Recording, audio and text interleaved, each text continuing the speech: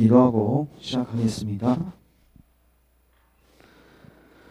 하나님 감사합니다. 저희들의 한 주간 삶을 지켜주시고 오늘도 주의 날 우리를 불러주시고 예배 자리로 인도해 주셔서 감사합니다.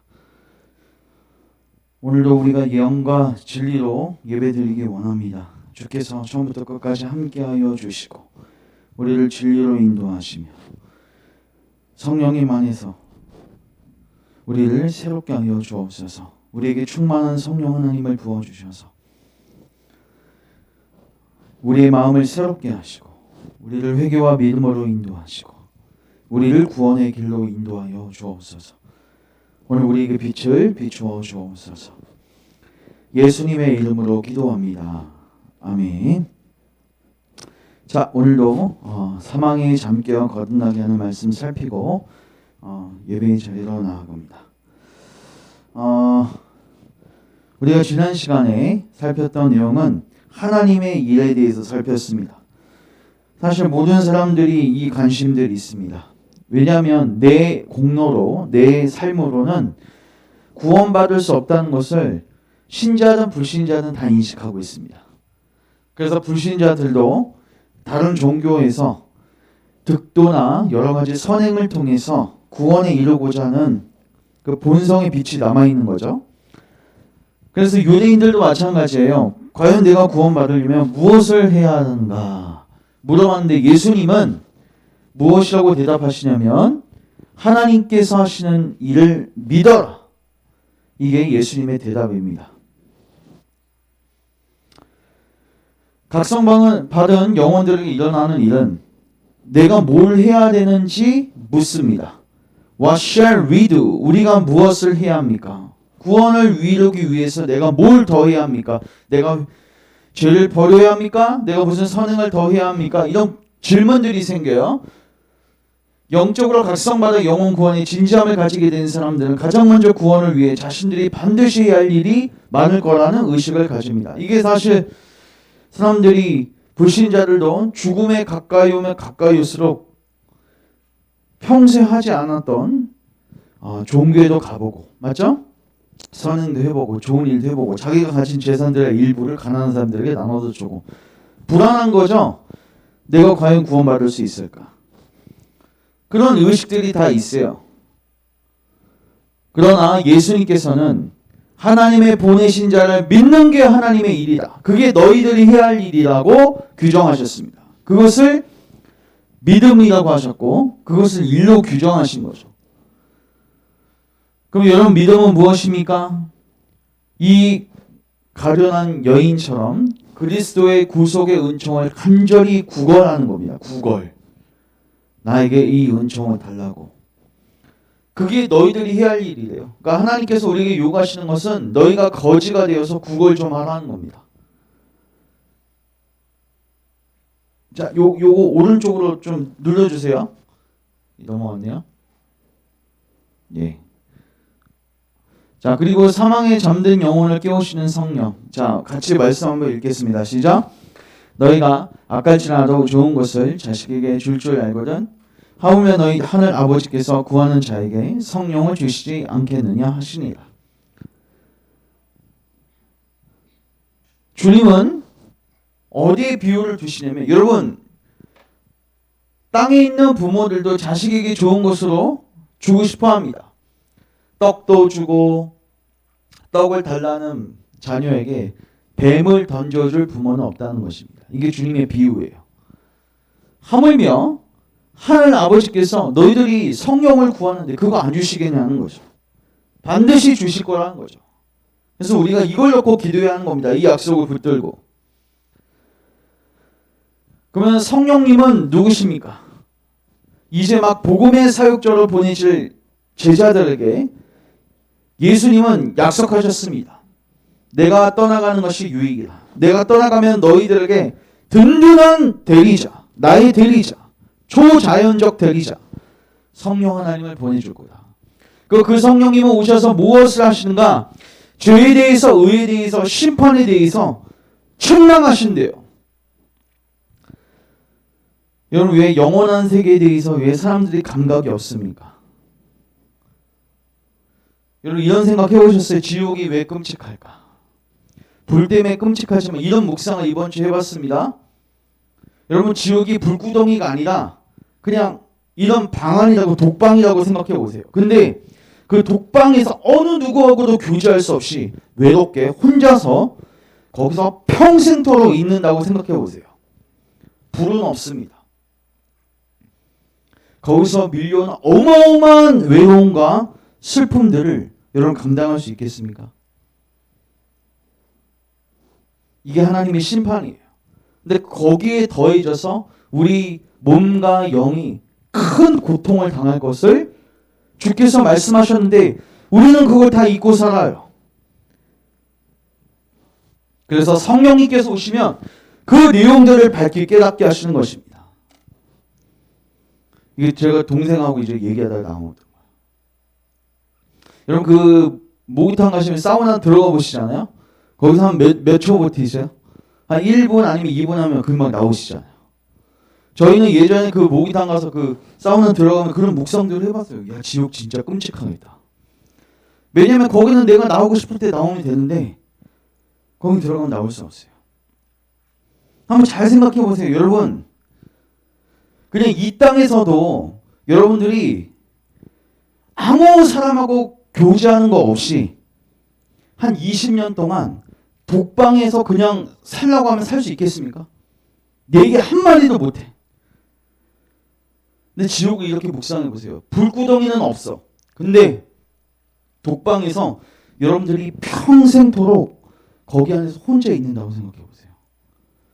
여러분 지옥은요 뜨거워서도 문제지만 아주 큰 외로움에 몰려올 겁니다.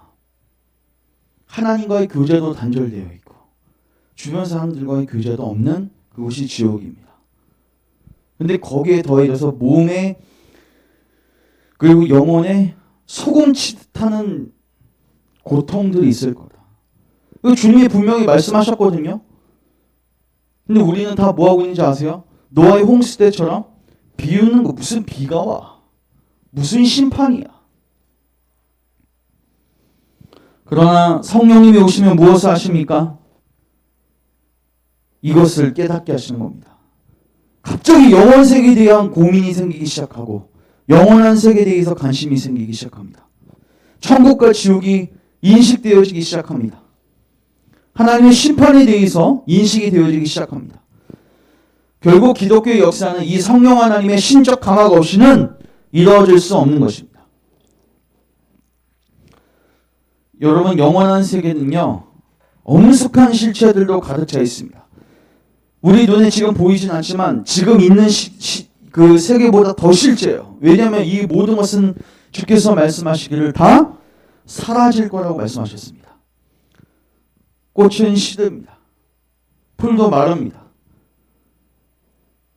이 모든 것은 다 유한한 것입니다. 그러나 하나님께서는 이 영원 세계는 영원토록 지속될 것이라고 분명히 말씀하셨어요. 거기에 누가 계십니까? 하나님이 계십니다. 그리스도의 심판의 보좌가 있는 것입니다. 셀 수 없는 많은 영혼들이 행복한 영혼들과 비참한 영혼들로 나눠져서 영원토록 있게 될 것이 이것입니다. 그거에 반해서 지금 있는 모든 물질적 존재들은 잠깐 있다가 없어지는 아침 안개입니다. 안개 보셨죠? 이 불효동도 안개 한번 뜨면 진짜 시야가 너무 좁은데 그런데 기대가 있습니다. 조금만 있으면 이거 없어져요.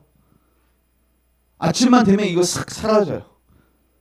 우리 삶이 그렇대요. 영원 세계에 비하면 이 땅의 모든 것은 허망하기 짝이 없는 것입니다. 근데 중요한 거는 이렇게 허망한 세계에 목숨을 걸고 영원 세계는 관심이 없는 우리가 문제인 거죠. 근데 그러면 우리의 관심, 목회자가 뭐 해야 됩니까? 여러분들의 시선을 계속 영원 세계를 볼 수 있도록 도와줘야 돼요. 근데 그게 제 능력으로 되지가 않아요. 저는 소개만 할 뿐이지 그것을 여러분들에게 인식되게 하시는 분은 누구세요? 성령 하나님이십니다. 지식은 여러분 어떤 지식이 생기려면 팩트가 있어야 돼요. 그리고 그 팩트를 여러분들이 오감을 통해서 느껴야지 이게 지식이 딱 돼요. 여러분 불이 뜨거우려면 일단 불이 라는 팩트가 있어야 되고 그것을 내가 만지거나 맞죠? 내가 다가가봐서 뜨거움이나 디오봄을 느껴야 돼요. 그래야지 불은 뜨겁다 이거를 우리가 지식으로 알게 되는 거죠. 근데 영원한 세계는 그런 오감으로 우리에게 올 수 있는 게 아닙니다. 그래서 많은 사람들이 무시하는데 근데 더더욱 실제인 게 영원한 세계라는 거죠. 근데 이걸 깨닫게 하시는 분이 누구세요? 성령 하나님. 그래서 우리에게 절대적으로 필요한 게 뭐예요? 성령의 감화입니다.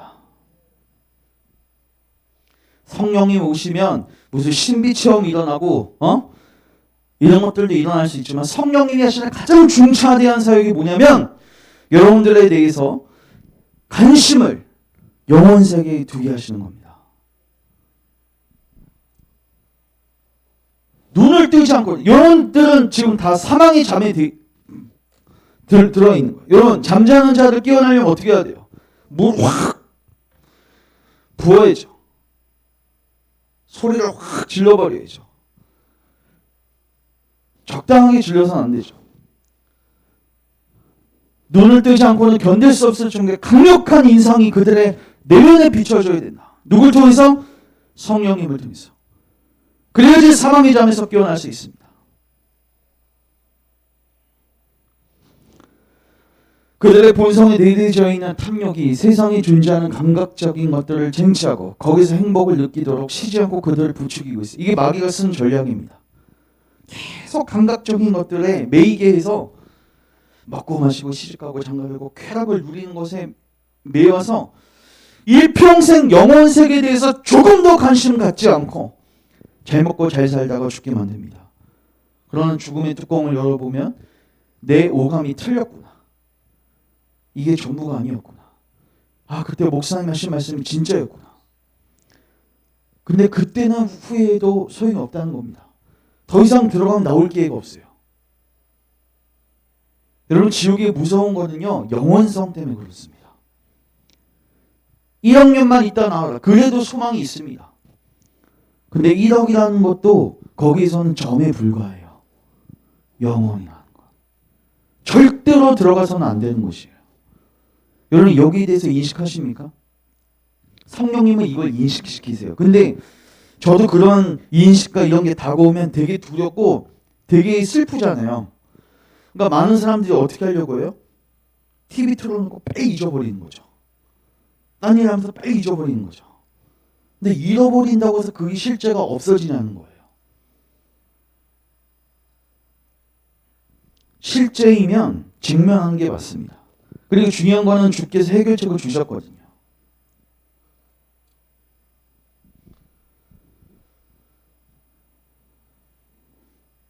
성경 이야기합니다. 기록된 바 의인은 없나니 하나도 없다. 깨닫는 자도 없어요.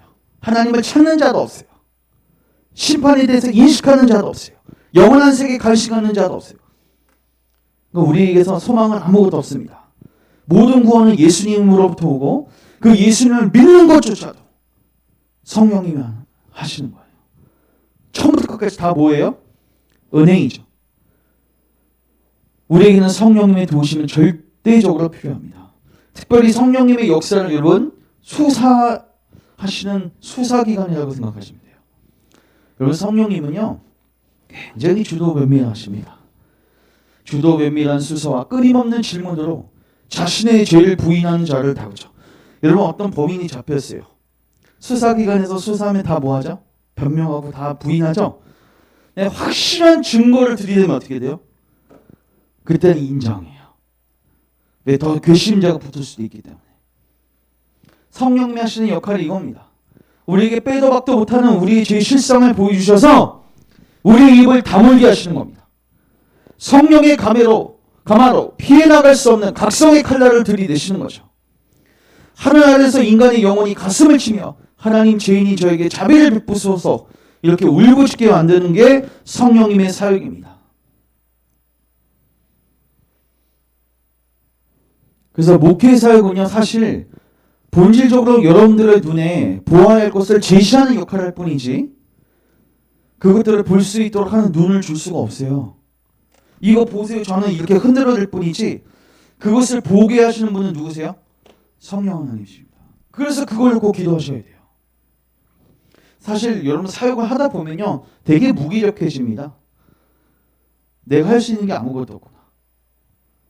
젊었을 때는 조금 뭐 이렇게 좀 설교하다 보면은 뭐 변화되겠지. 근데 여러분들이 산 증인이잖아요. 몇 년 동안, 한 30년 동안 설교 들었는데 변화된 거 하나도 없잖아요. 안 좋아지면 안 좋아졌지. 이게 하나님께서 하시는 방식이에요. 사역하다 보면은 에스겔에게 마름표 환상을 보여주시잖아요. 매 주일마다 보여주시는 겁니다. 여러분들 가정 안에서도 보여주시는 거예요. 자녀들을 볼 때 해골보다도 더 바싹 말라있는 그 영혼의 상태를 보여주셔서, 야, 내가 너를 줄 수가 없구나. 내게 성령 하나님이 필요하구나. 우리 가정 안에, 우리 교회 안에 성령 하나님이 필요하구나. 이걸 깨닫게 하시는 거죠. 자, 마지막으로, 그러나 여러분 용기를 잃지 마십시오. 여러분이 알게 되는 이 죄의 본질에 대한 서글픈 진리 건너에는 여러분들에게 힘을 주는 또 다른 진리가 있어요. 우리 주님은 의원이십니다. 여러분, 의사가 먼저 진단을 먼저 해요, 치료를 먼저 해요? 진단을 먼저 합니다. 말기암이라는 것을 진단하고 그 다음에 치료를 하는 거죠. 근데 인생 의사들은 치료를 100% 치료할 수 있다는 보장이 없습니다. 근데 우리 주님은 100% 치료하십니다. 그래서 우리는 말기암보다 더 끔찍한 이 죄와 사망의 진단을 받아도 소망이 있는 겁니다. 왜? 힘을 주는 또 다른 진리가 건너편에 있는 거예요. 그런데 먼저는 죄에 대한 실상을 아는 것입니다. 내가 아무것도 할 수 없구나. 내가 시체구나. 내가 사망의 잠을 자고 있구나. 내 자녀들이 지금 큰 문제이구나. 이것을 아는 것이 먼저입니다. 죄와 허물로 죽어있는 자신을 발견함으로 여러분은 커다란 슬픔에 빠질 수 있어요. 그러나 같이 읽습니다. 고개를 들어 영혼을 살리시고 인도하시는 하나님의 은혜의 성령을 바라보십시오. 여러분, 하나님의 성령을 구하는 자에게 주님께서 절대로 거절하지 않을 것을 약속하셨습니다. 육신의 부모가 자녀에게 떡을 주듯이, 떡을 달라고 하는데 병을 주는 부모는 없습니다. 하물며 너희 천부께서 너희 구하는 자들에게 성령을 주시지 않겠느냐. 가장 좋은 것을 주시지 않겠느냐. 여러분들의 삶을 가지고 하나님께 달라고 할 수 없습니다. 우리의 삶을 보면 받을 만한 자격이 없으니까. 그러나 이 약속을 붙들고 기도하십시오. 성령 하나님을 달라고. 주님께서 그 영을 부어주실 겁니다. 기도하겠습니다. 하나님, 우리에게 무엇이 필요합니까? 성령님의 감화가 필요합니다. 감각적인 것에 완전히 도취되어서 영원한 세계를 인식하지 못하고 멸망의 길로 달려가고 있는 우리를 불쌍히 여기시고, 주님 이제 찾아오셔서 맹인된 우리의 눈을 뜨게 하시고 빛을 보게 하시고 우리를 생명의 길로 인도하여 주옵소서. 사람은 할 수 없지만 주님은 하실 수 있으시오니 전능하신 하나님의 능력으로 우리를 구원하여 주옵소서. 오늘 예배를 통해서 주님 영광 받으시고 하나님의 백성들에게 하늘에 속한 신령한 복들을 쏟아 부어 주옵소서. 예수님의 이름으로 기도합니다. 아멘. 언약 낭독합니다. 하나님이 이 모든 말씀으로 이르시되 나는 너를 애굽 땅 종 되었던 집에서 인도하여 낸 내 하나님 여호와니라. 제1은 너는 나 외에는 다른 신들을 내게 두지 말라.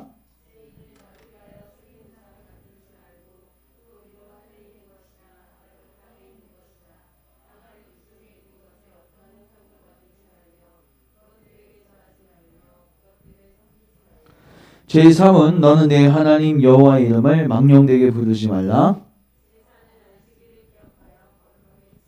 제5는 내 부모를 공경하라. 제7은 간음하지 말라. 제9는 내 이웃에 대하여 거짓 증거하지 말라. 아멘. 우리 같이 한번 기도하겠습니다.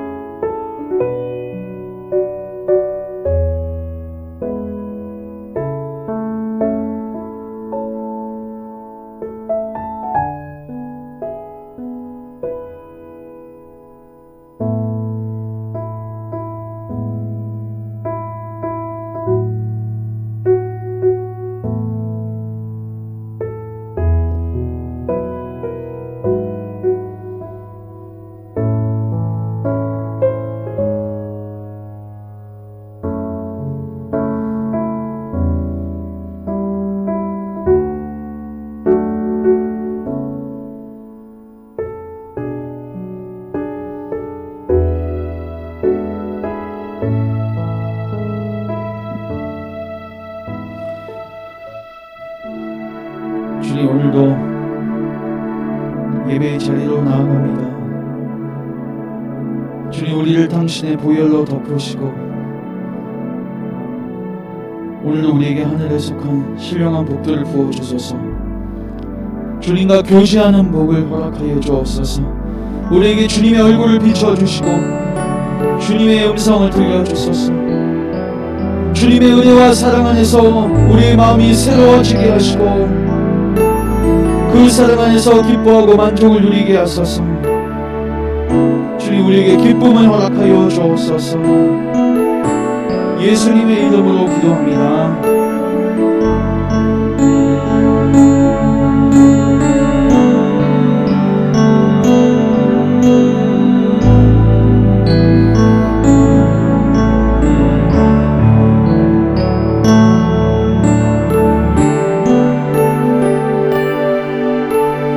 예수 사랑하심은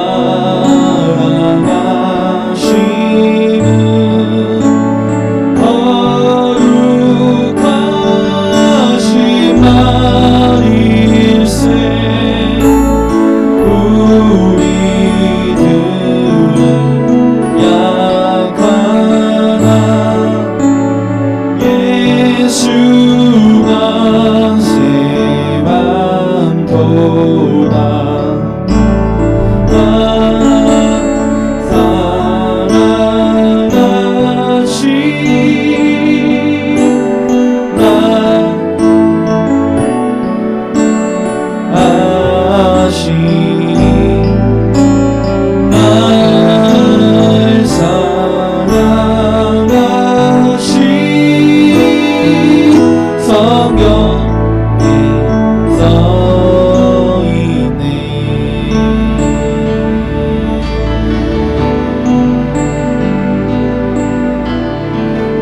나를 사랑하시고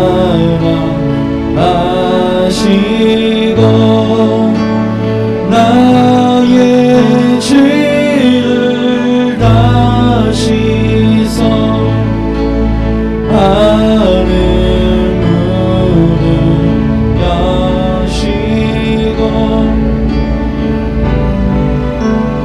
하게 하시네. 날 사랑하시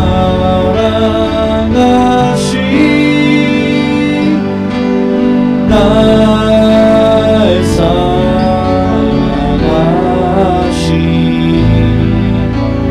날 사랑하시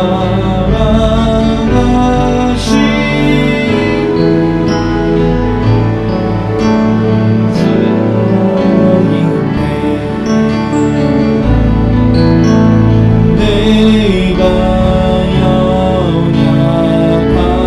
연약할수록 더욱이 여기서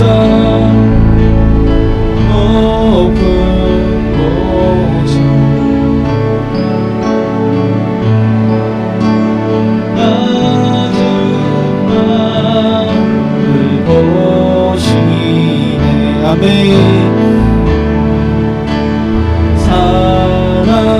사랑하신 날 아신 날 사랑하신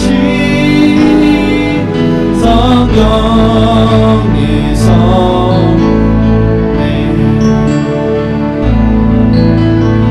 내가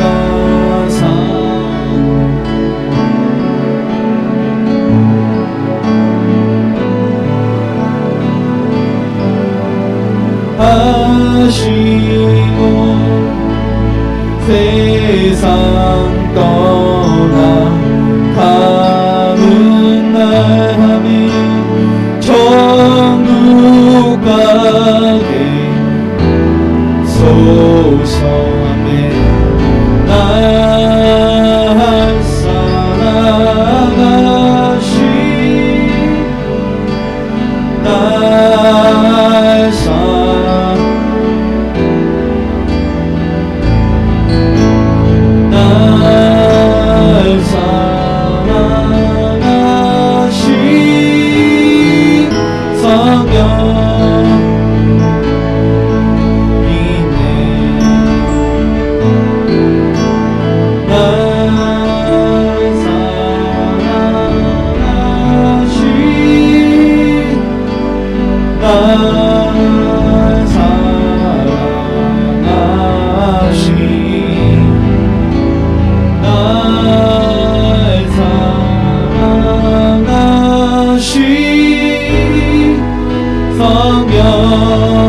위에 서 있네.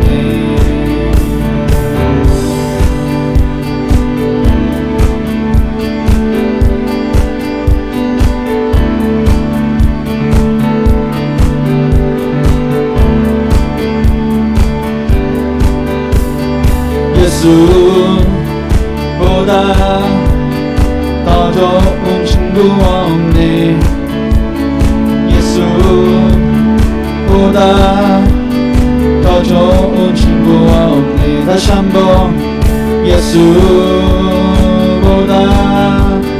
더 좋은 친구 없네.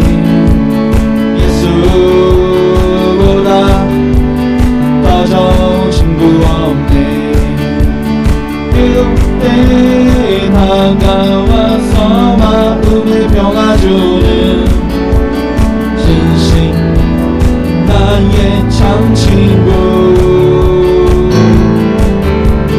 외로울 때 찾아와서 친구가 되어주는 사랑 많은 나의 참 친구.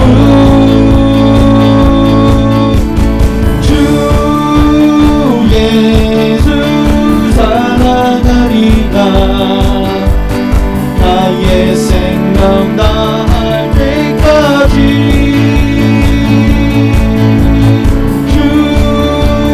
주의 사랑하리라. 나의 생명 다할 때까지 예수 사랑 참 좋은 예수 사랑. 예수 사랑 예수 사랑 예수 사랑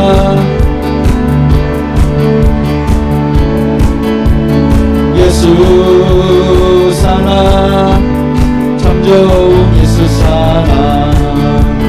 세상에서 제일 많은 금으로 유혹해도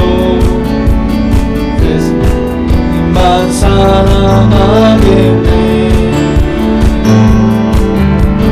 세상에서 제일 높은 명예를 준다 해도 예수님만 따라가겠네. 주 예수 사랑하리라. 나의 할 때까지 주 예수 사랑하리라. 나의 주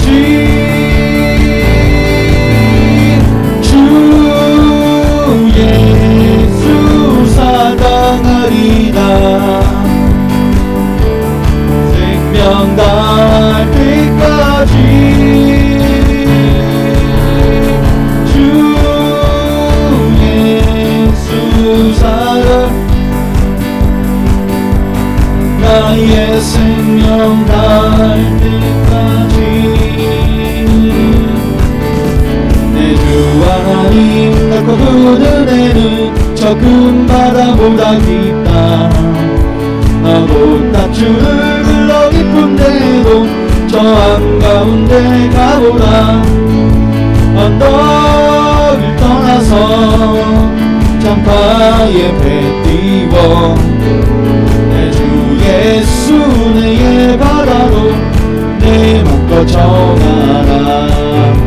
왜 너 인생은 언제나 거기서 저 큰 바다 물결 보고 깊은 바닷속을 한 번이 아려 항구나. 언덕을 떠나서 장파에 배 띄워 내 주 예수 내의 바다로 내 맘껏 정하라. 많은 사람이 얕은 물가에서 저 큰 바다로 가려다가 살싹거리는 작은 파도 보고 마음 약하여 못 가네.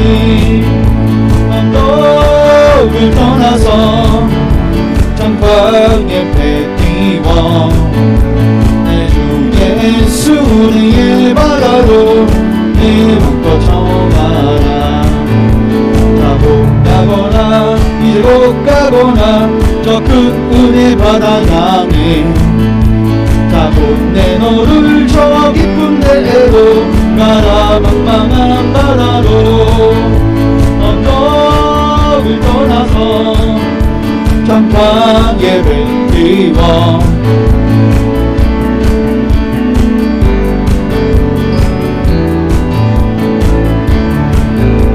언덕을 떠나서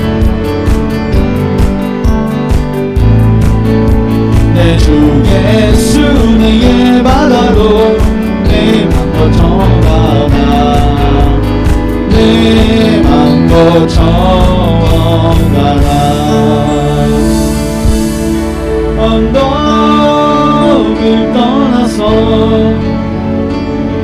창강에 배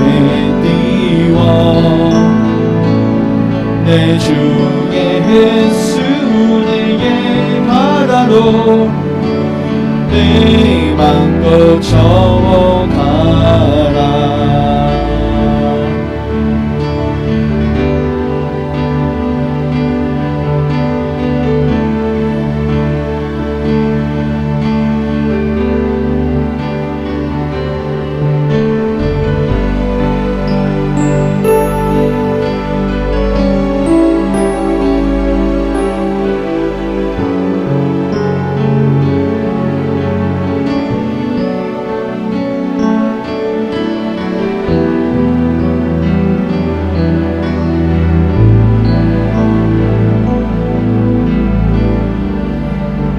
기도하는 마음으로 찬양하며 나아갑니다.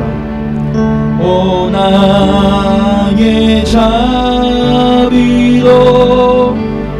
주여 나의 몸과 영혼은 주님 은혜로 다 채워주소서.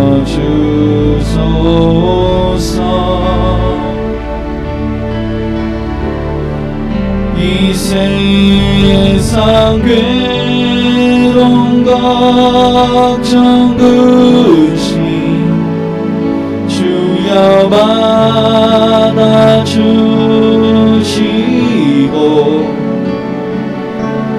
힘든 세상에서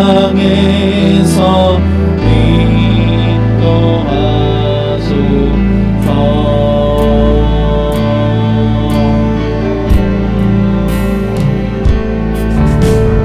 예수 오 예수 지금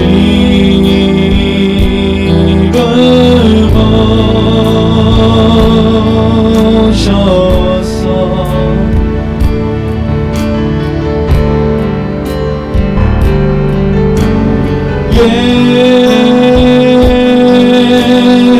예수 오 예수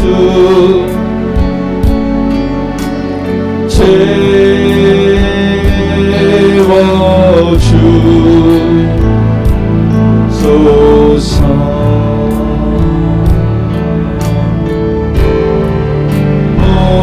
모여라 주께 찬양하라. 나의 귀한 친구야 주 이름 앞에 너두 손목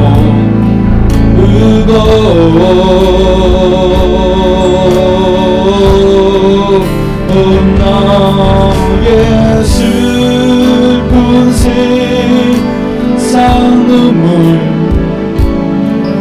너의 쌓인 아픔은 십자가 앞에 넘어두버리고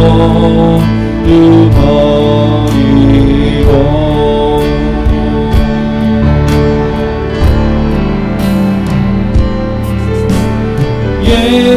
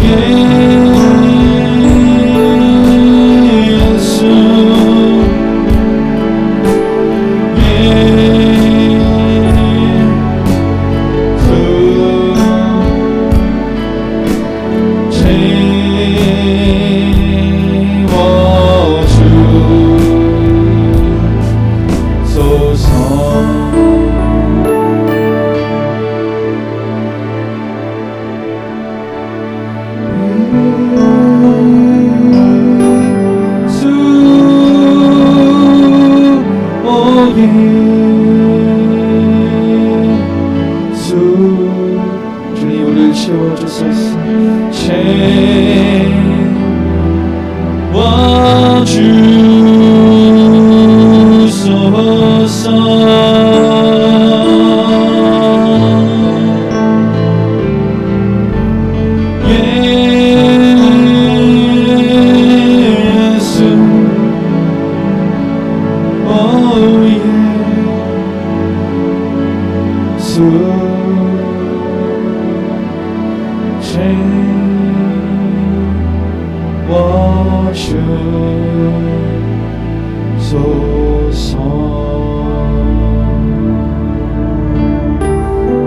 기도하겠습니다.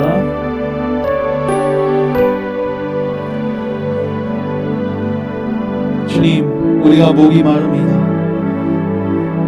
주님, 우리를 채워 주옵소서. 구하라 그리하면 주실 것이요, 찾으면 찾을 것이요, 문을 두드리라 그리하면 열릴 것이니라. 악한 자라도 자식에게 좋은 것으로 줄 알거든 하물며 너희 천부께서 나의 구하는 자들에게 성령을 주시지 않겠느냐. 주님, 그 약속 붙들고 오늘도 나아가 간구합니다. 가장 좋은 선물 성령 하나님을 부어주소서. 주의 영을 부으사 우리의 마음을 부드럽게 하여 주소서. 우리의 마음을 정결케 하여 주옵소서. 우리의 마음을 새롭게 하여 주옵소서. 하나님의 말씀의 씨앗이 심겨질 수 있도록 우리의 마음을 고쳐 주옵소서. 그리고 이제 그 말씀을 우리 마음에 심겨주셔서 30배, 60배, 100배 열매를 맺을 수 있도록 주님 우리 가운데 오셔서 일하여 주옵소서. 메마른 뼈와 같은 우리를 살리시고 살리신 하나님의 영광을 드러내 주소서. 오늘 이 예배를 통해서 그 일을 행하여 주옵소서. 자비로우신 주여, 오늘 그 일들을 우리 가운데 행하여 주옵소서. 예수님의 이름으로 기도합니다. 아멘. 사도신경으로 우리 신앙을 하나님께 고백합니다. 나는 전능하신 아버지 하나님 천지의 창조주를 믿습니다. 나는 그의 유일하신 아들 우리 주 예수 그리스도를 믿습니다.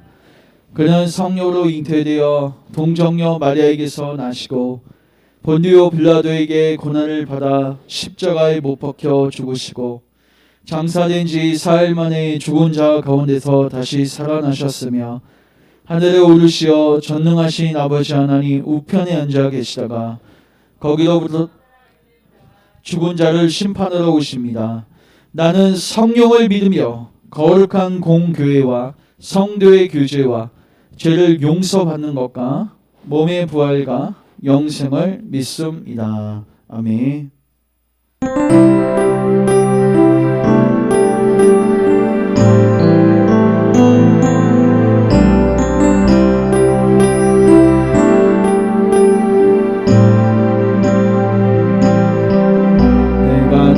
왔던 모든 것들이 내가 지나왔던 모든 시간이 내가 걸어왔던 모든 순간이 당연한 건 아니라 은혜였소. 아침해가 뜨고 저녁의 노을 봄의 꽃향기와 가을의 열매 변하는 계절의 모든 순간이 당연한 건 아니라 은혜였어. 모든 것이 은혜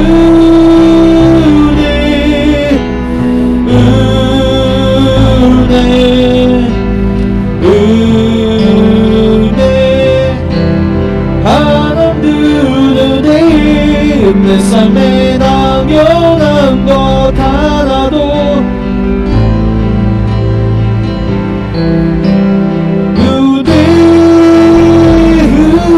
은혜였어.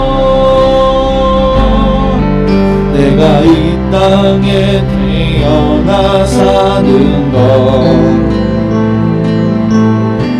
어린아이 시절과 지금까지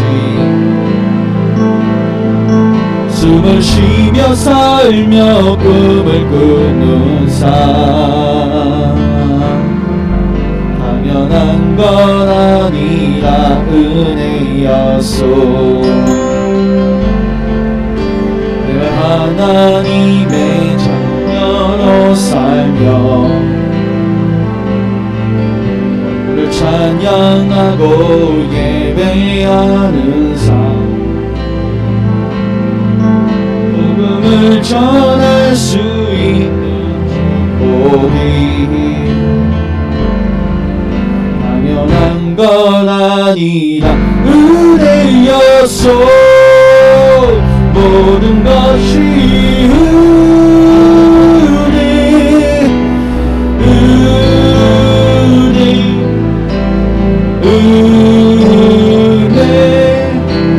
한없는 내 삶에 당연한 것 하나도 없었던 것을 모든 것이 은혜였소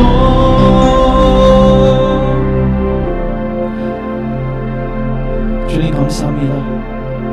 우리를 구원하시고 우리 삶에 필요한 모든 일용할 양식을 공급하시고 우리의 삶을 인도해 가시는 주님을 찬양합니다. 모든 것이 주님의 은혜입니다. 모든 것이 주님의 자비입니다. 오늘 그 주님께 모든 영광을 돌리며 우리 가진 모든 것 주님께 드리며 나아갑니다. 주님 우리의 모든 삶을 우리의 재정과 시간과 우리의 모든 것을 주여 받아주시고 남은 생의 이 모든 것을 주의 영광 위에 귀하게 사용하여 주옵소서. 우리의 모든 것을 복되게 사용하소서. 우리의 삶을 통해 주님의 뜻이 이루어지게 하시고 주의 영광을 볼 수 있도록 은혜 위에 은혜를 더하여 주옵소서. 오늘 또한 말씀을 통해서 우리를 빚으시고 우리 안에 새 일을 행하여 주옵소서. 예수님의 이름으로 기도합니다. 아멘. 하나님 말씀 보겠습니다. 로마서 10장 14절부터 17절입니다.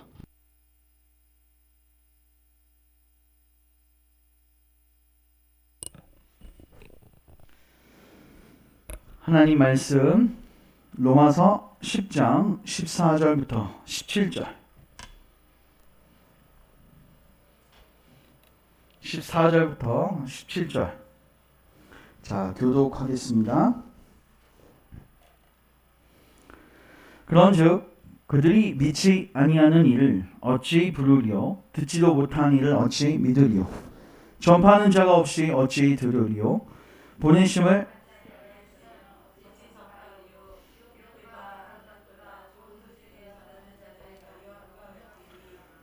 그러나 그들이 다 복음을 순종하지 아니하였도다. 이사야가 이르되 주여 우리가 전한 것을 누가 믿었습니까 하였으니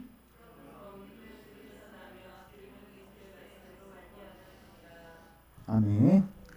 기도하겠습니다. 주여 오늘도 우리에게 은혜를 베푸소서.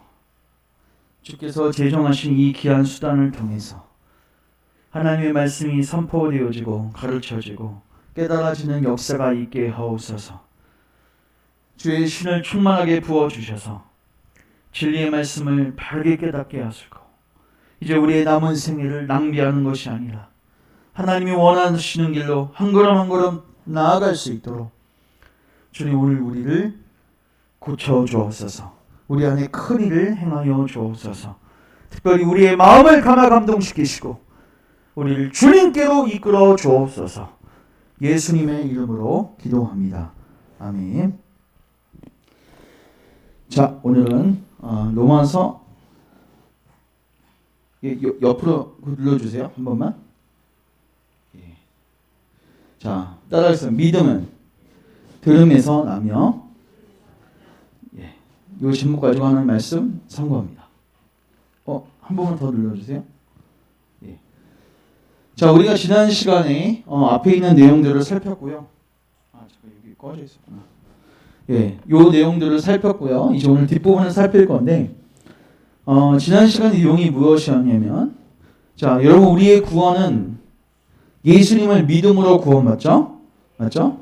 근데 믿으려면 일단 뭐 해야 돼요?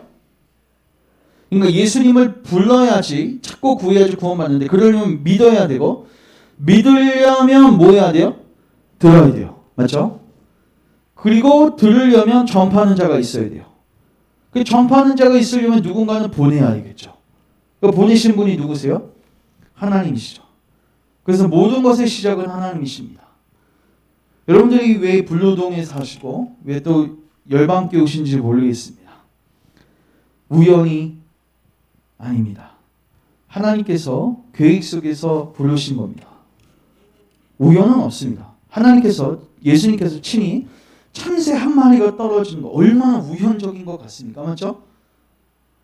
그 작은 미물 하나가 그냥 하늘에서 톡 떨어진 거 그것조차도 하나님이 허락하시지 않으면 일어날 수가 없대요. 그 우연은 없습니다. 여러분, 사람이 왜 우울증에 걸리고 왜 힘든지 아세요? 내 삶이 우연 같아 보이면 힘듭니다.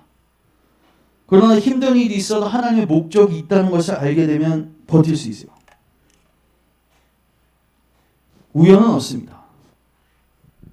그래서 하나님께서 보내시고 또 사역자를 세우시고 여러분들에게 복음을 전파하게 하시고 여러분들로 듣게 하셔서 주의 이름을 불러 구원받게 하시는 겁니다. 자, 근데 중요한 거, 복음을 전하는데 다 믿습니까? 그렇지 않습니다. 이미 이사야 시대 때도 이 사역을 줄기차게 선포했는데 많은 사람들이 이사야 메시지를 비웃었습니다. 받지 않았습니다. 그리고 동일하게 신앙시대 때도 예수님이 선포했을 때, 사도들이 선포했을 때, 지금도 하나님의 사역자들이 선포했을 때 많은 사람들이 믿지 않습니다. 이상하죠? 들으면 믿음이 생겨야 되는데 믿음이 안 생겨. 그래서 여기서 이렇게 말씀하고 있습니다. 믿음은 뭐에서 나며? 들음에서 나며. 근데 여기서 듣는 것은요, 그냥 기계적으로 듣는 것을 의미하는 게 아니라 성령님께서 깨닫게 하셔서 내적으로 듣는 것을 의미하고 있는 겁니다. 여러분, 믿음은요, 설교자가 설교를 한다고 해서 생기는 게 아닙니다. 제가 아무리 바르게 떠들어도 성신께서 여러분들의 마음을 감화감동시키지 않으시면 제 모든 경영하는 것은 허사가 되고 맙니다. 여러분, 농부가 씨를 열심히 뿌리는데 하나님께서 비를 주시지 않으면 어떻게 돼요? 그 모든 노력이 숲으로 들어가는 거죠. 이게 사실 사역자가 취하는 태도거든요. 그러니까 되게 외줄타기 같은 거예요. 우리 직장에서나 여러분들이 어떤 일을 딱 하잖아요. 그러면 그거에 대한 성과가 나오잖아요. 공부도 열심히 하면 성적 나와요, 안 나와요? 나오죠. 일도 하면 뭔가 수입이 더 생길 수 있어요. 근데 하나님의 사역에 있어서는 물론 우리의 노력을 요구하십니다. 심은 대로 거둔다고 하셨습니다. 그러나 그 위에 누구의 은총이 필요한 거예요? 하나님의 은총이 필요해요. 그래서 오늘은 이 17절에 주안점을 두고 말씀을 살피고자 합니다. 자, 그래서 여러분 기억하셔야 할 게 들음에는 두 가지 종류가 있어요. 자, 같이 한번 있습니다. 그러므로 믿음은 들음에서 나며 들음은 그리스도의 말씀으로 말미암아 느니라. 이상하죠? 믿음은 들음에서 난다고 했으면 이사야 시대 때 들었던 사람들은 다 믿어야 되는데 그렇지 않았거든요. 이 말은 뭐냐면 여기서 말하는 들음은 다른 종류의 들음이라는 거예요. 예수님은 친히 이렇게 말씀하셨습니다. 같이 읽습니다. 그러므로 내가 그들에게 비유로 말하는 것은 그들이 보아도 보지 못하며 들어도 듣지 못하며 깨닫지 못함이에요. 여러분, 우리가 설교하거나 뭔가를 설명할 때 비유를 들죠.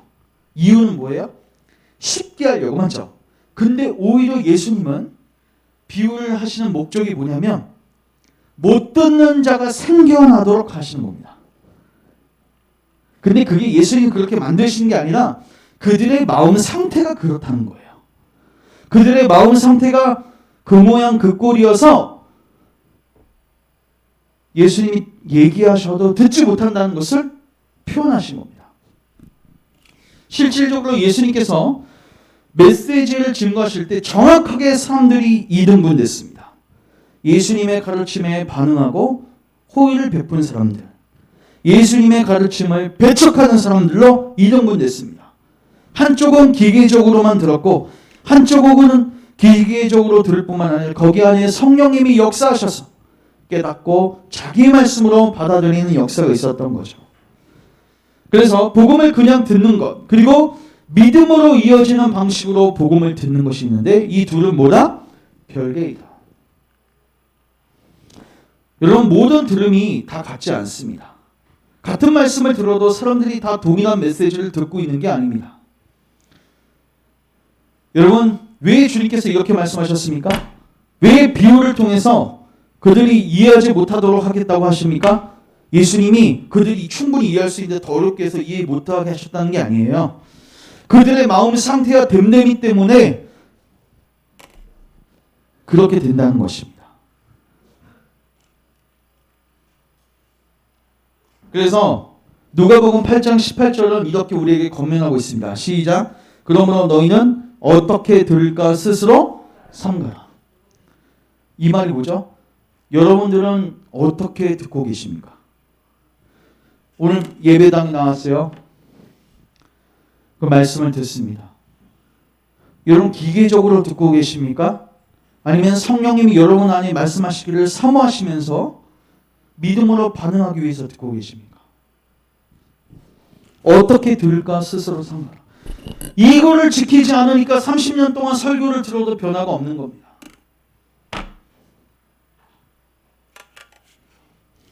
참 무서운 말씀인데 누구든지 있는 자는 받겠고 이게 뭐예요? 깨달음이 생긴 자는요 이제 더더욱 많이 깨닫게 됩니다. 하나도 보지 못하는 자는 계속해서 소경으로 가게 되게 되는 거예요. 이거 얼마나 무서운 말씀이에요. 제일 불쌍한 자가 누구입니까? 불신자보다 더 불쌍한 거는 교회 30년, 40년, 50년 다녔는데 복음의 진리를 모르고 죽는 사람들입니다. 제가 묻겠습니다. 여러분 진짜 듣고 계십니까? 이거 예수님이 하신 말씀이거든요. 같이 읽습니다. 시작.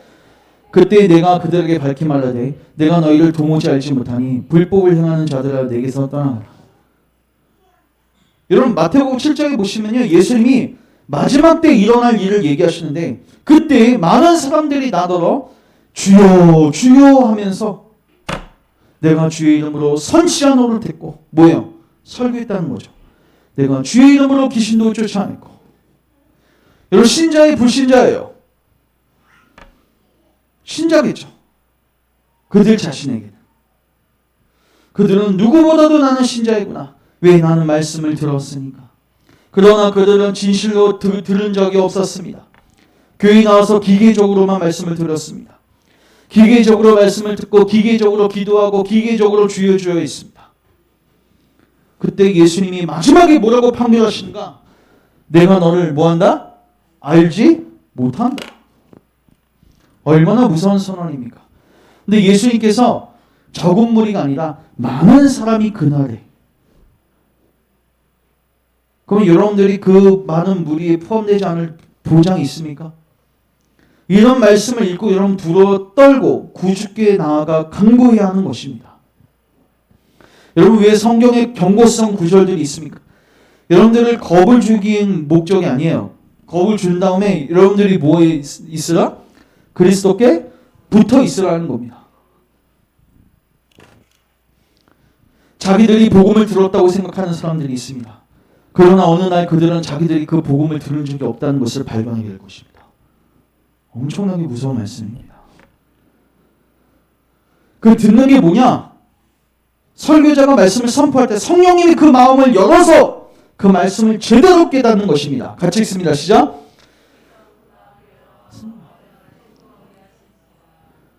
여러분 바울이요 무슨 멋진 화려한 공간에서 설교하는 것도 아니고 그냥 여인들이 빨래하고 막 이렇게 수다 떨고 있는 이런 공간에 왔고 마이크도 없이 그냥 설교했어요. 근데 누가 여셨어요? 주께서 루디아의 마음을 여셨어요. 그랬더니 어떻게 되는지 보십시오. 그 말을 청종하게 되는지. 청종이 뭡니까? 듣고 그냥 졸고 듣고 그냥 대충 흘리는 게 아니라 듣고 그 말씀에 뭐 하는 거예요? 복종하는 겁니다. 그래서 우리에게는 성령님이 필요한 겁니다. 왜냐하면 성령님이 없이는 우리는 그 말씀을 기계적으로밖에 들을 수가 없어요. 왜냐하면 육에 속한 사람은 하나님의 성령의 일을 받을 수가 없습니다.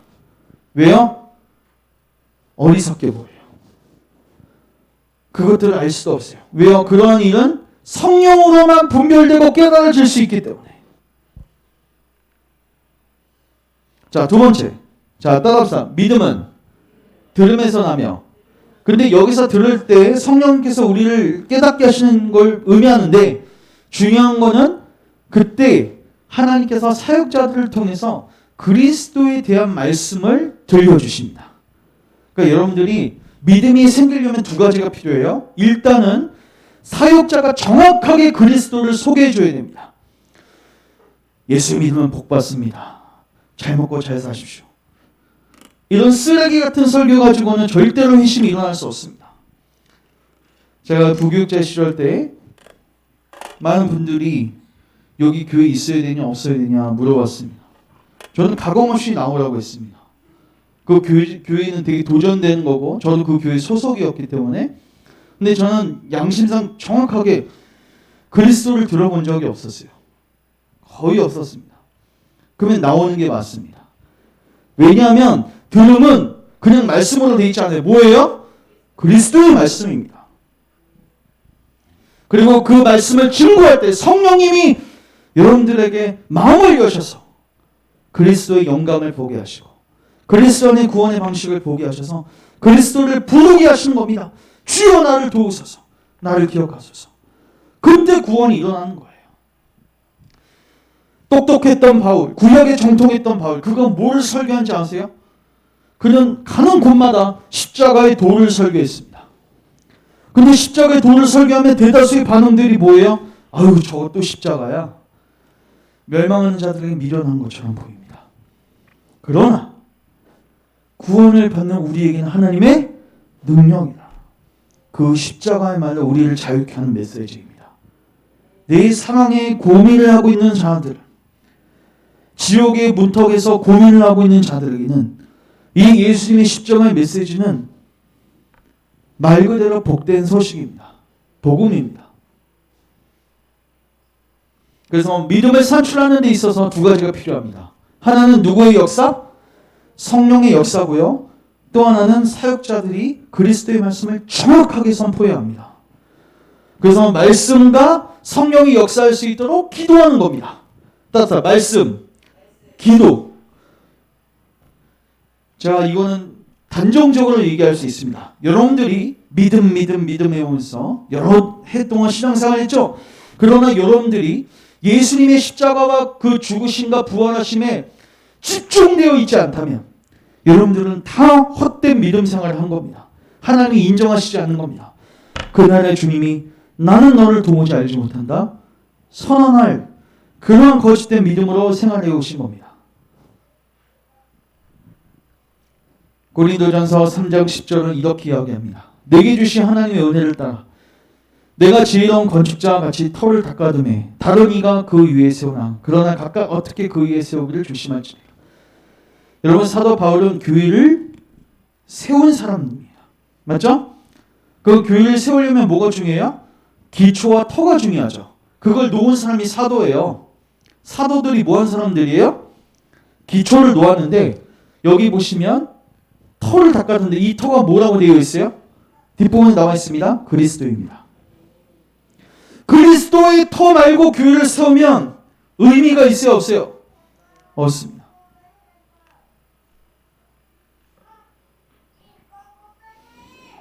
자, 그래서 여러분, 우리가 믿음을 갖기 위해서는 그리스도의 말씀을 받아야 되고 그 말씀 안에 성령님이 역사하셔서 우리가 믿음을 갖게 되는 겁니다. 자, 야고보서에서도 동일한 내용이 기록되어 있습니다. 시작. 우리가 한 천 열매가 되게 하시려고 자기의 뜻을 쫓아 진리의 말씀으로 우리를 낳으셨대요. 자, 하나님이 우리를 낳으셨대요. 우리를 거듭나게 하셨대요. 근데 뭘로? 진리의 말씀으로. 그러니까 이것도 이상한 거예요. 교회 왔는데 말씀 하나도 공부하지 않고 막 프로그램만 엄청 많아. 아니 보십시오. 하나님이 우리를 낳는 방법이 진리의 말씀으로 낳는데 그 말씀을 계속 들어야죠.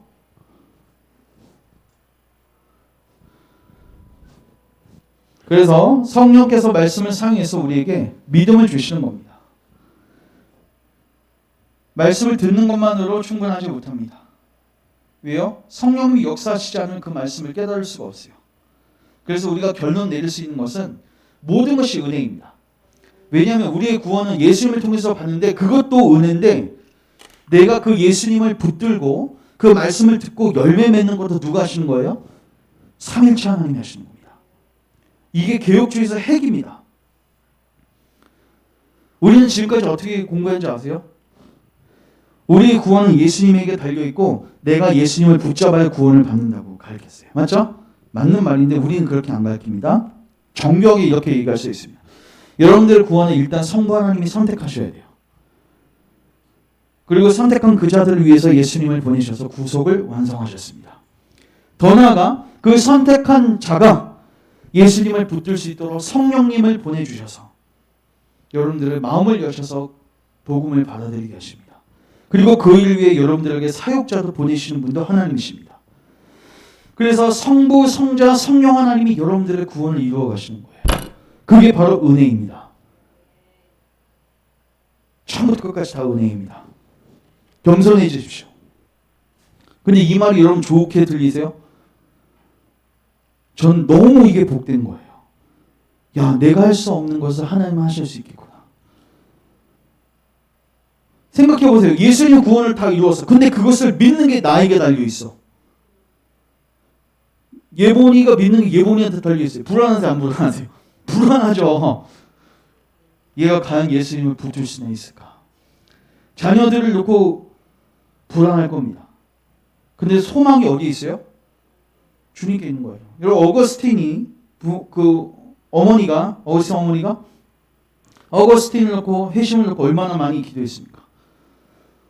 기도하니까 성령님께서 어떤 일을 가지고 그 영혼을 회심시키십니까? 배에 서리하다가 회심시키십니다. 늘 똑같이 친구들과 배를 서리했어요. 그런데 어느 날 성령님께서 그게 죄인 것을 깨닫게 하시죠.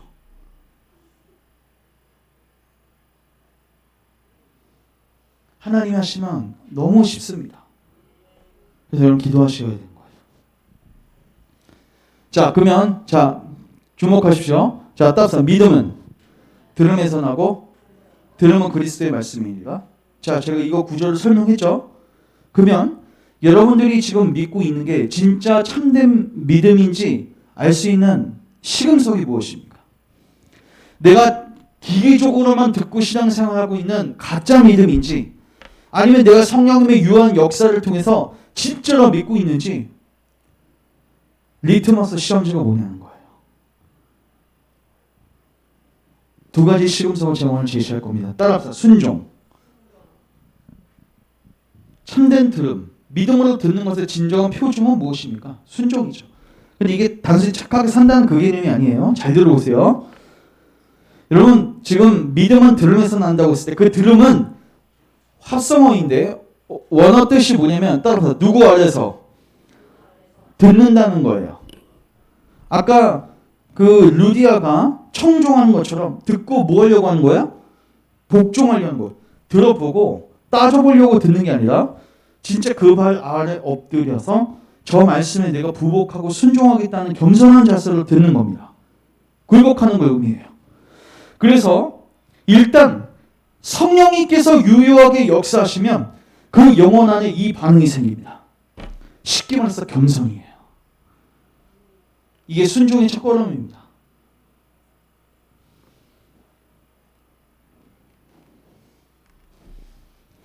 여러분 사도 바울이 로마서를 기록했는데 로마서 기록한 목적을 뭐라고 보고 있는지 아세요? 자, 같이 읽습니다. 시작. 그로 말미암아 우리가 은혜와 사도의 직분을 받아 그의 이름을 위하여 모든 이방인 중에서 믿어 순종하게 하나니. 여러분 사도 바울은 열심히 복음을 증거했습니다. 그래서 그 결과물을 얻은 게 뭡니까? 이방인들이 예수님을 믿었어요. 그러나 그게 끝이 아닙니다. 뭐 했어요? 순종했어요. 그 순종이 뭐냐는 거예요. 순종의 시작점은 뭐냐? 하나님의 말씀이 떨어질 때 거기에서 겸손하게 청종하는 겁니다.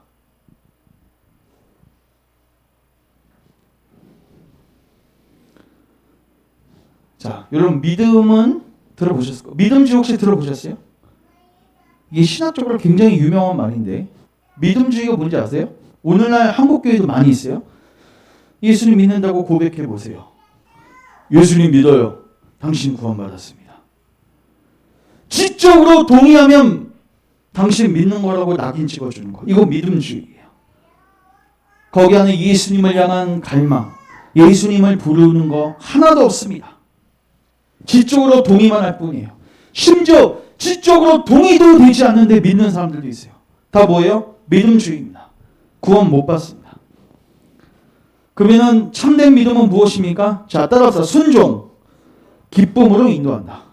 근데 순종의 첫 걸음이 뭐라고요? 청종이라고요. 자, 같이 한번 읽겠습니다. 시작. 주께서 그 마음을 열어 바울의 말을 청종하게 하신지라. 자, 두 번째 회개입니다. 청종했더니 계속해서 내 죄가 보이기 시작하고 하나님의 심판이 의식되기 시작합니다. 제가 아까 설교 시간에 그 말씀 시간에도 말씀드렸지만 지옥이 계속 묵상이 되는 거예요. 여러분 예수님이 천국 설교 많이 하셨어요? 지옥 설교 많이 하셨어요? 지옥 설교 많이 하셨습니다. 여러분 지옥을 묵상하십시오. 어린아이들한테 지옥 가르쳐줘야 돼? 안 가르쳐줘야 돼요? 가르쳐줘야 됩니다. 그럼 애들이 무서워하겠죠? 무서워하게 해야 합니다. 그래서 예수님께 도망가서 거기 안에서 안식을 찾게 해야지 그것을 아예 듣지 못하게 해서 안식을 누리게 하면 안 됩니다. 우리의 안식은 어디에서 올 수 있어요? 예수님 안에서 올 수 있습니다. 그래서 하나님은 우리가 하나님의 말씀을 청종하는 가운데 우리의 죄를 깨닫게 하시고 이 죄가 끔찍한 것인 것을 깨닫게 하시고 우리 죄를 시인하게 하시고 저는 이게 정말 좋은데 자신을 변호하는 일을 중단하게 하십니다. 오늘날 교회에서 누군가가 누구를 징계하는 게 굉장히 어렵습니다. 인정하지를 않아요. 이런 사람은요 자기가 잘못한 것을 인정하기를 굉장히 싫어합니다. 그래서 항상 지적하면 뭐예요? 변호합니다. 핑계를 댑니다. 네가 그 상황에 와봐. 나같이 행동할 수밖에 없었을걸? 그래서 조금 뻔뻔하지 않은 사람은 그래 나 잘못한 거 맞아. 근데 너도 똑같이 했잖아.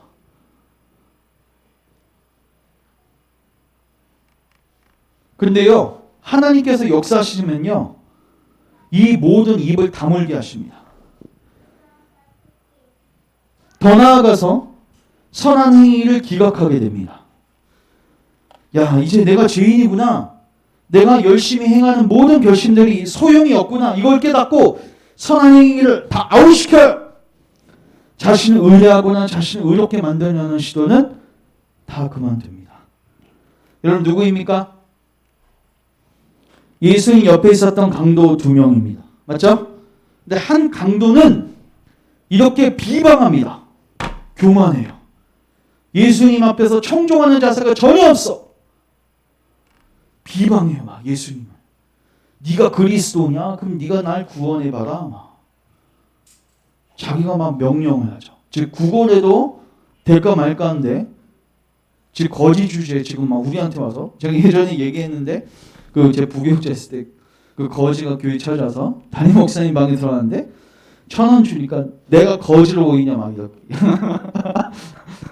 거지여서 1,000원 준 건데 요새는 거지는 10,000원 정도는 줘야 됩니다. 거지인데 막 따지는 거예요. 감사하게 받지 않고. 야, 뻔뻔한 이게 불신자들의 특징입니다. 근데요 하나님께서 역사하시는 자들은요 진짜 겸손해요. 여러분 옆에 있었던 그 강도를 보십시오. 하나는 그 사람을 도리어 꾸짖습니다. 그리고 이렇게 이야기합니다. 시작. 내가 동일한 정죄를 받고서도 하나님을 두려워하지 아니하는. 이게 뭐예요? 너 지금 네가 잘못해서 죄를 보면서 여기 십자가에 못 박혔는데 너 왜 예수님에게 비방을 해? 너 입 다물어 임마. 지금 우리가 지금 거짓 신세지. 우리가 지금 뭘 따질 수 있는 형편이 아니야.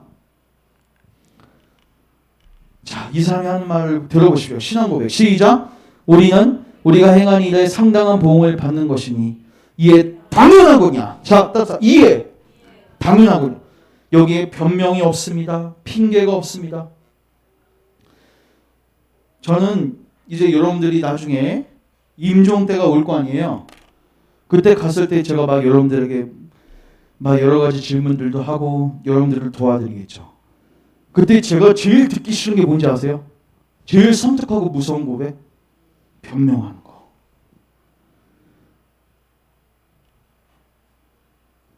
자기 삶을 포장하고 변명하려고 해요. 근데 저는요, 영적으로 그런 소리를 들으면요, 확 이게 느껴져요. 저 사람 구원 못 받는다.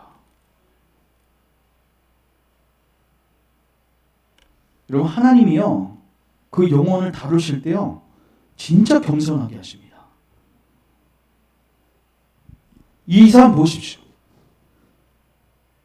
상당한 보응을 받는 것이니 이에 뭐하는 거야? 내가 십자가에 못 박힌 거는 당연한 거야. 그러니까 여러분 이렇게 생각할 수 있죠.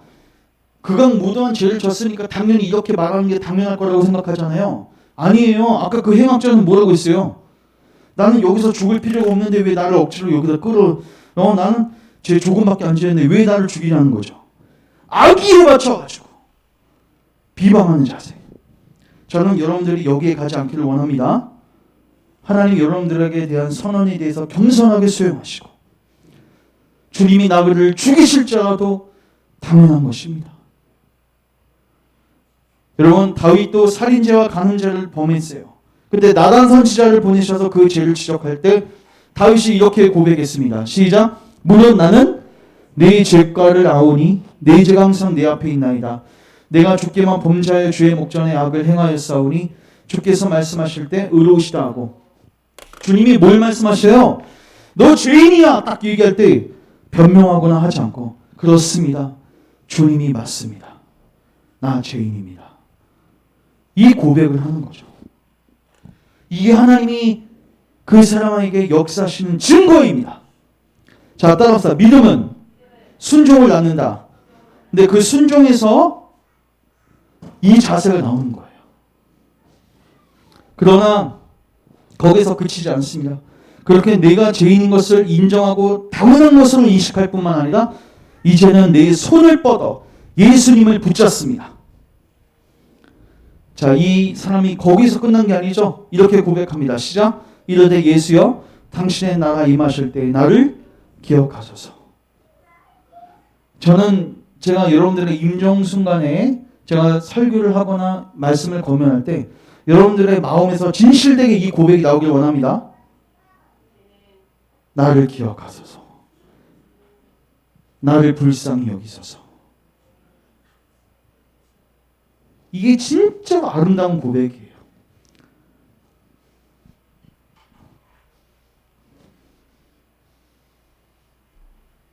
결국 여러분은 자신을 그분에게 의탁하게 됩니다. 다 맡기게 돼요. 주님, 내가 일평생 죄만 지었습니다. 내 의로는 구원받을 수 없습니다. 오직 당신을 의지합니다. 내 영혼을 맡깁니다. 주님, 나를 불쌍히 여기소서. 나를 기억해 주소서. 이게 구원받는 믿음입니다. 이게 진정한 순종입니다.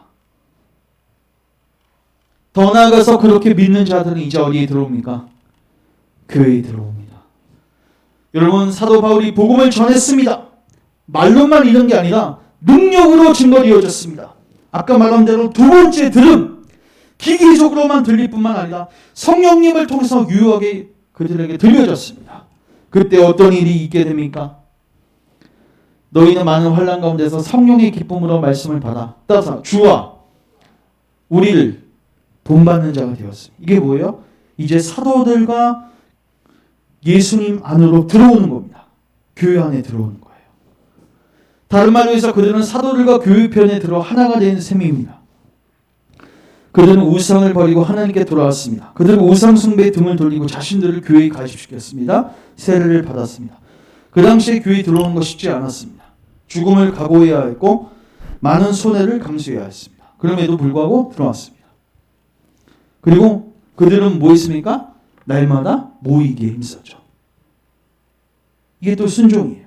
내가 진짜 믿으면 이렇게 돼요. 또 하나, 견인. 자, 견인은 뭐예요? 견디어 인내하는 거예요. 사도 바울이요 데살로니가 교회를 향해서 기도할 때마다 계속 감사가 넘쳤어요. 왜냐하면 그들이 단순히 믿었을 뿐만 아니라 믿음이 역사하고 사랑이 수고하고 소망의 인내를 갖는 것을 알았기 때문에. 여러분, 그들은요 믿음을 갖고 있었어요. 근데 믿음은 뭐 하는 특성이 있어요? 역사합니다. 그리고 사랑은요 수고하게 돼요. 소망은요 소망을 갖고 있는 자는 인내하게 돼요. 그게 삶 속에서 보이는 거예요. 성화의 삶들이 보이는 거예요. 근데 그게 한 번 하고 또 뭐 수련회 때 반짝했다가 또 이제 1년 개판으로 사는 게 아니라 굉장히 일관성 있는 자세로 그 삶을 살아갑니다. 이게 참된 들음이 가져오는 순종의 마지막입니다. 그래서 여러분 따라서 믿음은 능동적이고 역동적이다. 역사합니다. 무엇인가 결과를 가져옵니다. 특별히 예수님을 붙들게 합니다. 그렇지 않는 것은 지적 동의에 불과한 거고 그런 거는 믿음주의입니다. 주께서 내가 너를 도무지 알지 못한다. 그렇게 선언하시는 거짓된 믿음이란 말입니다. 그러니까 여러분들에게 이 진실된 믿음이 있는지 점검하시고 없으시면 누구께 나아가세요? 구주께 나아가십시오. 그분은 믿음의 주여 온전케 하신 이이십니다. 시간 관계상 요거는 하나 살펴야겠어요. 그래서 결국 이런 질문을 할 수 있죠. 자, 믿음은 뭘 낳는다? 순종을 낳는다. 그러면 어떤 분들이 이단 속에서도 굉장히 열심히 하시는 분들 계시잖아요. 순종하는 분들. 근데 제가 이거는 정확하게 얘기해 드릴 수 있는데 그 사람들이 하는 열심은요 보이스카우트 타입의 순종입니다. 그들은 하나의 조직을 구성하여 규칙은 무엇인가라고 묻고 그 규칙을 짜고 거기에 순종하는 겁니다. 마음으로부터 하는 순종은 하나도 없습니다. 여러분 이거 뭐고 이거 뭡니까? 크리스마스 트리이고 이거는 나무죠. 겉으로 봤을 땐 비슷하게 보입니다. 근데 전혀 달라요. 크리스마스 트리는 죽은 나무입니다. 겉으로는 굉장히 흡사해 보이죠. 그러면 사람들은 매우 영리합니다. 그래서 열매와 꽃 모양 그대로 만들 수 있습니다. 근데 사람이 만들어 놓은 열매, 그 트리는 인위적인 것이고 죽은 나무에 매달아 놓은 죽은 나무일 뿐입니다. 죽은 열매일 뿐입니다.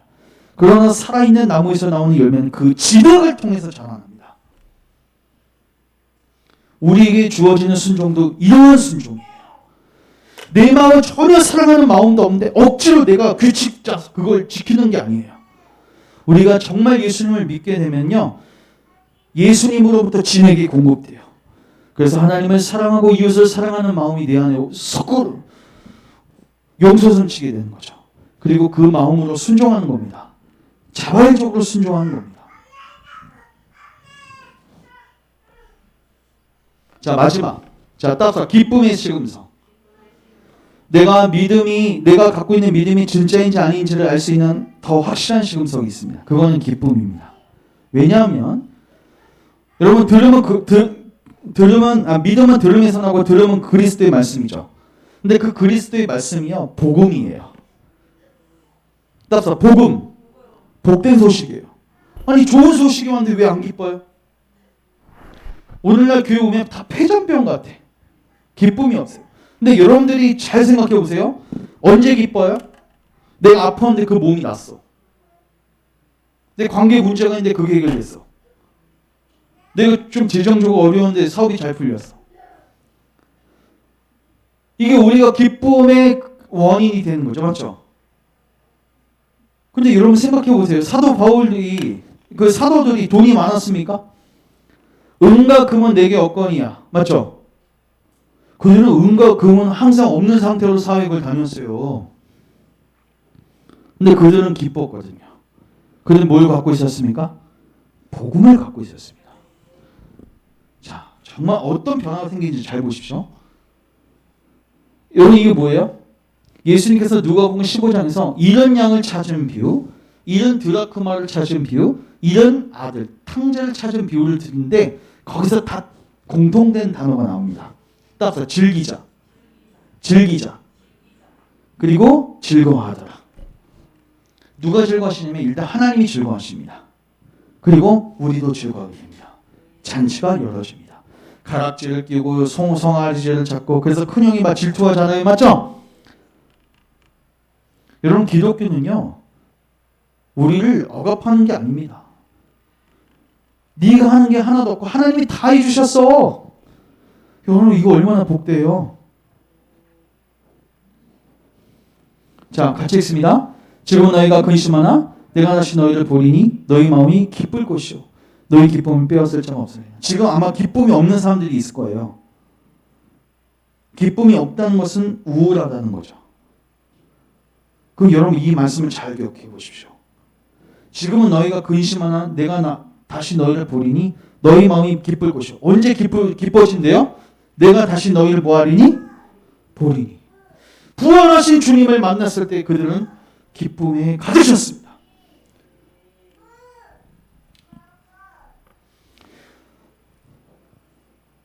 초대교회 날마다 마음을 같이 성전에 모이기를 힘쓰고 집에서 떡을 때려 시작 기쁨과 순전한 마음으로 음식 먹고. 제가 질문하겠습니다. 그 초대교회 성도들은 다 건강했습니까? 아픈 사람이 한 명도 없었습니까? 몇천 명이나 되는 사람들이 사별하는 사람이 없었을까요? 재정적인 어려움이 하나도 없었을까요? 아닙니다. 그럼에도 불구하고 그들은 기뻤어요. 이거 누구죠? 사도행전 3장에 나오는 베드로하고 요한이 설교했을 때 안전뱅이가 일어나 걸으죠? 그 찬양 아시죠? 그는 걸었네 뛰었네 찬양했네 그는 걸었네 뛰었네 찬양했네. 왜 기뻤을까요? 내 다리가 단순히 나와서? 이 사람이 왜 나왔어요? 나는 은과 금은 없지만 나사렛 예수 그리스도의 이름으로 뭐하라? 걸어라. 그리스도의 영광이 드러나죠.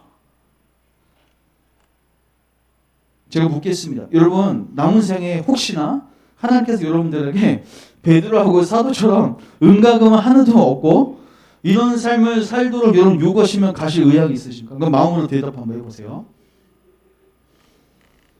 이런 영광 볼 수 있으면 저는 가고 싶어요.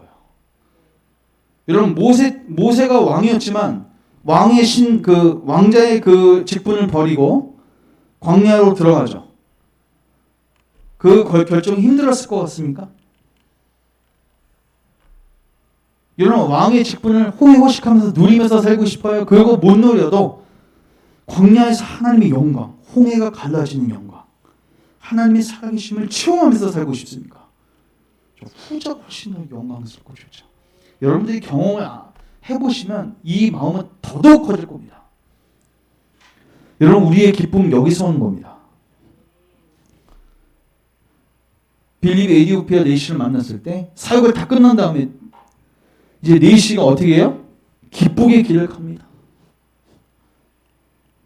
여러분 빌립보 감옥에 있었던 간수입니다. 자결하려고 했어요. 자살하기 일보 직전이었어요. 딱 복음 듣고 바뀌었는데 어떻게 바뀌었어요? 크게? 그러니까 예수님 만나면 우울증이 한 방에 날아가는 거예요. 점진적으로 치유되는 것도 아닙니다. 이 사람은 가장 우울했습니다.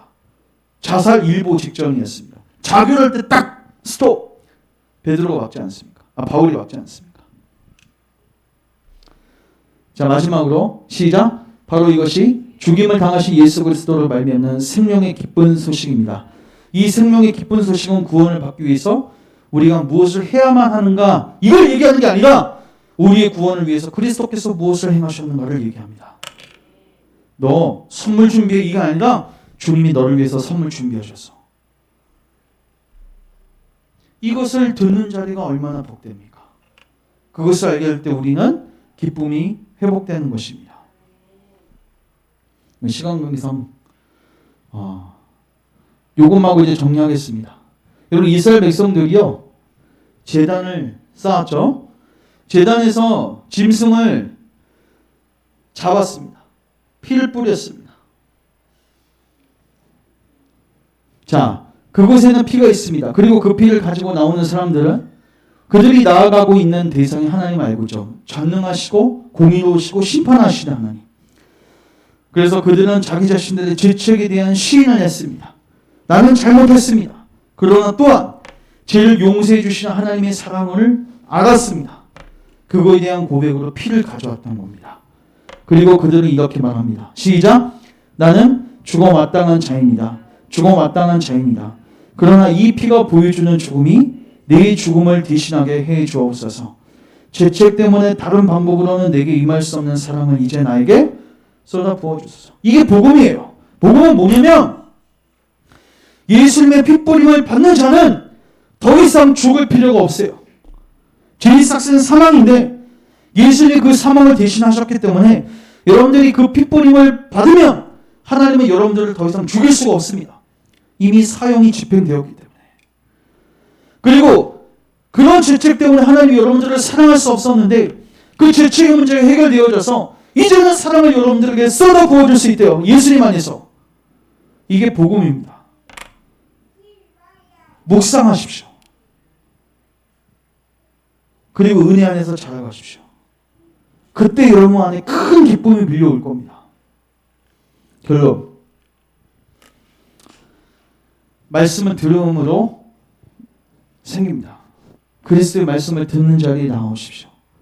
그러나 듣는 것 갖고 안 되죠. 성령님이 역사하셔야 돼요. 그래서 성령님의 유언 역사를 위해 기도하십시오. 진정한 믿음을 달라고 기도하십시오. 기쁨이 충만하도록 기도하십시오. 기도하겠습니다. 하나님, 모든 것이 하나님의 은혜입니다. 우리에게 그리스도의 말씀을 가르쳐 주시고 성령이 그 안에 역사하셔서 우리 안에 참된 믿음을 일으키셔서 진정한 기쁨과 순종이 나올 수 있도록 은혜를 베풀어 주옵소서. 예수님의 이름으로 기도합니다. 아멘. 예, 말씀과 기도에 힘쓰시고 여러분 기도하십시오. 교회를 놓고 가족을 놓고 여러분 자신을 놓고 기도하십시오. 영적 각성의 은혜가 있을 수 있도록 꼭 기도했으면 좋겠습니다. 마지막으로 다 같이 일어나셔서 찬양하고 예배 표합니다. 채워주소서.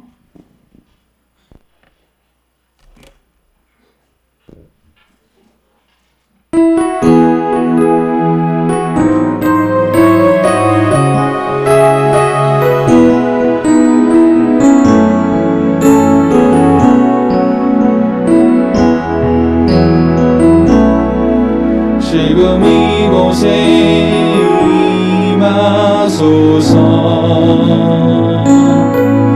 성령이 불러 가득 채우소서. 갈급한 내 맘에 찾아오셔서 주의 성령으로 주소서. 흔들리지 않는 믿음 주소서. 난 망하지 않는 믿음을 아멘.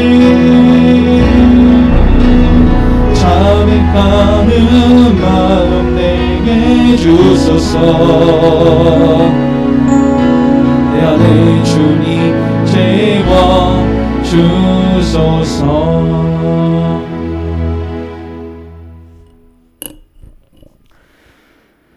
믿음의 주여 온전케 하시는 주님, 우리에게 참된 믿음을 주십시오.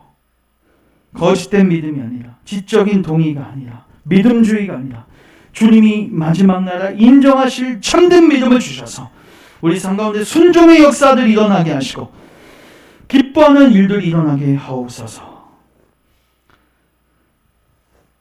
이제는 우리에게 참된 믿음을 주셔서 우리에게 큰 희락과 큰 순종을 허락하실 우리 주 예수 그리스도의 은혜와 하늘 아버지의 무한하신 사랑과 성령 하나님의 조명하신 깨닫게 하심의 역사가 이제 하나님의 말씀을 통해서